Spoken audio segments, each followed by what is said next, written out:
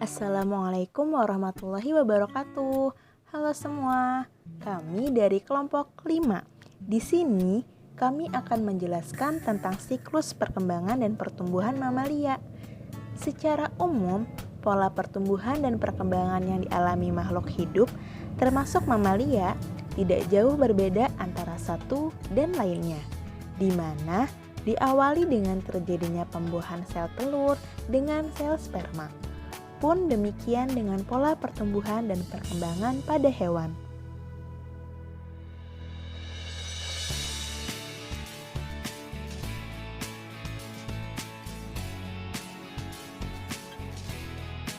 Fase embrionik.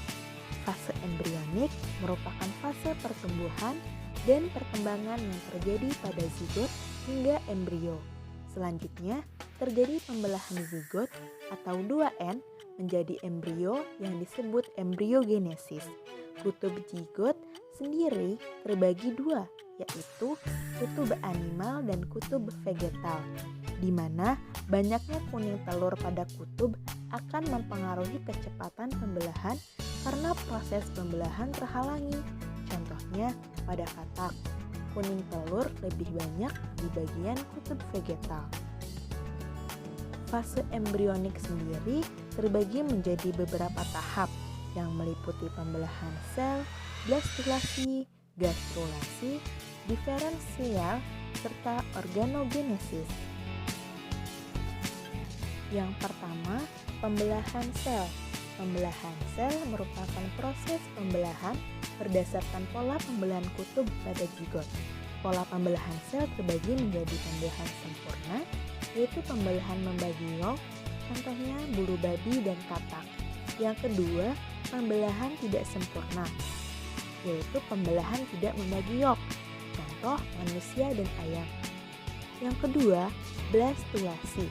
Proses setelah pembelahan sel menghasilkan banyak sel berukuran kecil disebut dengan blastomer dan terus melakukan pembelahan mitosis secara terus-menerus membentuk rongga blastosol yang berisi cairan disebut dengan blastula. Yang ketiga, gastrulasi. Blastosol pada embrio mulai menghilang sebagai akibat dari proses diferensiasi. Pembelahan sel-sel pada kutub fungsional terjadi dengan cepat sehingga terbentuk lekukan ke arah dalam atau invaginasi pada sel kutub negatif. Inavigasi ini akan membentuk dua lapisan pada sel, yaitu lapisan dalam atau endoderm dan lapisan luar atau ektoderm. Mengintip 4 fase perkembangan bakteri, apa saja? Di antara kedua lapisan ini terdapat lapisan mesoderm yang merupakan hasil dari diferensial endoderm. Tahap terbentuknya 3 lapisan embrionik tersebut gastrulasi. Yang pertama, morfogenesis. Pola pertumbuhan dan perkembangan pada hewan yang satu ini diawali dengan perubahan bentuk. Sel-sel bermigrasi saat gastrulasi, terbentuk sel-sel baru dan pergerakan jaringan. Kedua, diferensiasi dan spesialisasi. Diferensiasi dan spesialisasi terjadi diferensiasi struktur dan fungsi sel yang kemudian dikendalikan oleh gen sebagai faktor internal hereditas. Yang ketiga, imbas embrionik.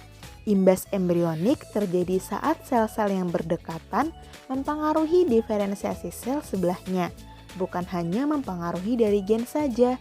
Contohnya dalam perkembangan mata, lapisan ektoderm, mesoderm, dan neural ektoderm membantu dalam pembentukan mata. Yang keempat, organogenesis. Organogenesis adalah proses pembentukan organ dari turunan 3 lapisan embrionik. Selanjutnya, ada fase pasca embrionik.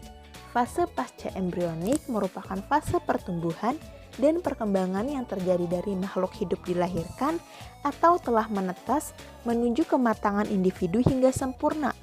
Adapun tahap pasca embrionik pada hewan mamalis meliputi regenerasi, yaitu proses perbaikan sel, jaringan, atau bagian tubuh yang rusak, mati, ataupun hilang.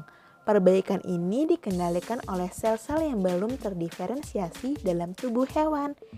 Terima kasih.